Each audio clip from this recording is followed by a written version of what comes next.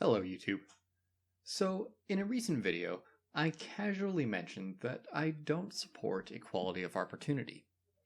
And that small part of my 35-minute video got more comments than any other. I have explained my reasoning for this in my Why I'm Not a Feminist video, but I think the topic deserves its own video.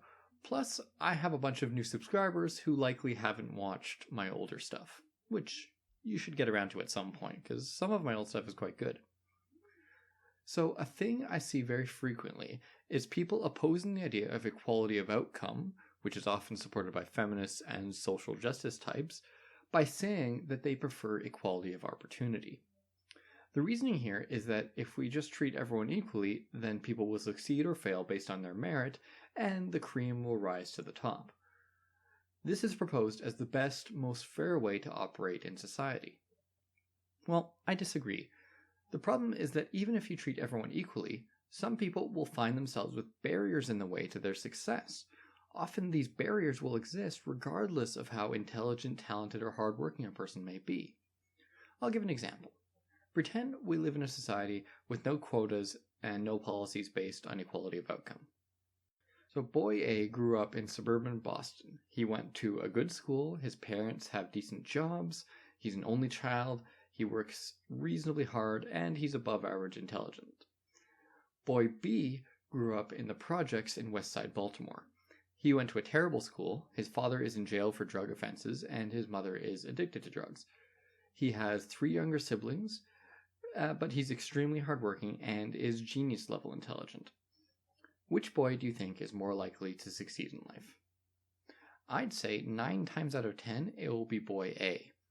If he's extremely lucky, boy B might be able to get out of the projects and make something of himself, but the odds are stacked against him. Boy A has the upbringing and likely has the social network that will allow him to succeed. He's essentially playing the game of life on easy mode, whereas boy B is playing on expert. A policy based on equality of opportunity allows this.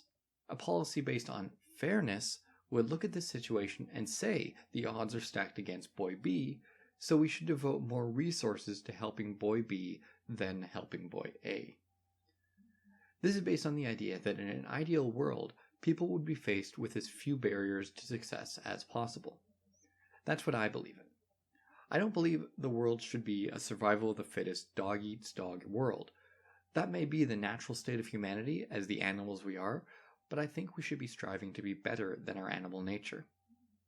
Now, to be clear to all you libertarians and ANCAPs out there, when I talk about devoting more resources, this could mean volunteer time and charity just as easily as it could mean state-controlled social programs.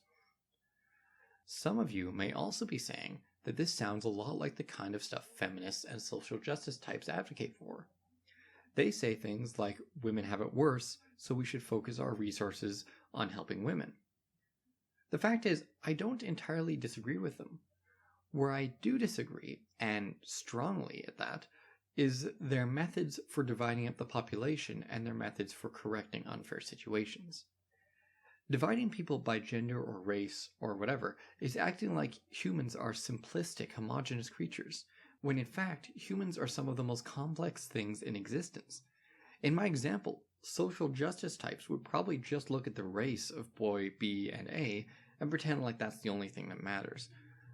That's an overly simplistic worldview and doesn't accurately reflect reality. When you don't have an accurate way of describing the problem, you're never going to arrive at the best solutions. Instead, we should be identifying the people who need the most help based on criteria that is as specific as possible. Programs to help boy B might be programs focused on inner-city youth who don't have working parents. There might also be programs for boy B based on him having a parent in jail. There might be programs focused on the inadequacies of the education at his local school. The key is that any programs or efforts to help boy B should help people that face as many of the same barriers as possible. And it shouldn't exclude someone based on an irrelevant characteristic like gender or race unless it can be proven conclusively that those factors play a causal role in boy B's low odds of success. That's the first way I disagree with feminists and social justice types on this topic. The second way is about the methods for solving these problems. See, feminists and social justice warriors often end up trying to solve problems with a top-down perspective, which is why they get rightly accused of supporting equality of outcome. They support things like quotas, affirmative action, and other methods for getting their preferred group or groups to the top of the pyramid. The reason I think they do this is because when they try to use bottom-down solutions, they will almost always fail if they can even think of a workable solution in the first place. This is because their ideological lens is so poor at identifying the actual problems people are dealing with. As I already explained, when you try to describe the problems people face using such simplistic criteria like race and gender, you're not going to end up describing the world accurately. And without accurate descriptions of the problem, you're not going to get effective solutions. So if we focus our energy on correctly identifying specific causes of barriers to success and figuring out ways to remove or compensate for those barriers, then we wouldn't need to resort to things like quotas and affirmative action.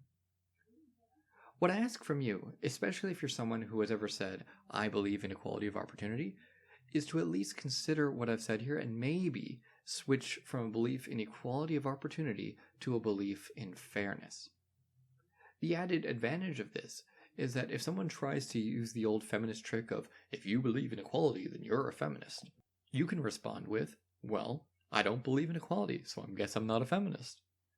Let me know what you think of my ideas in the comments, and until next time, I'm Positive Improvement, and I wish you all the best.